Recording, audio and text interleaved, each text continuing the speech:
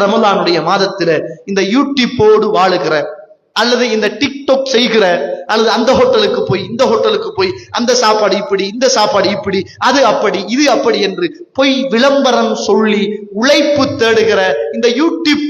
அல்லது இந்த டிக்டாக் வருமானம் செய்கிற இந்த உறவுகளை அழைத்து சொல்கிறேன், அல்லாஹுக்காக நீங்கள் போடுகிற ஒவ்வொரு துண்டிலும் ஹராத்தை சேர்த்து போடுகிறீர்கள், மியூசிக்கோடு போடுகிறீர்கள். இந்த ரமலானிலும் அந்த வேலையை வைக்காதங்க, அல்லாஹ்வை பயந்து கொள்ளுங்கோ, ஹராத்தை செய்யாதங்க. இந்த மியூசிக்கை கேட்கிறதோ அல்லது இந்த மியூசிக்கை கேட்கறதுக்கு வைக்கிறதோ நாளை மறுமையில் அல்லாஹ் தஆலா உங்களுடைய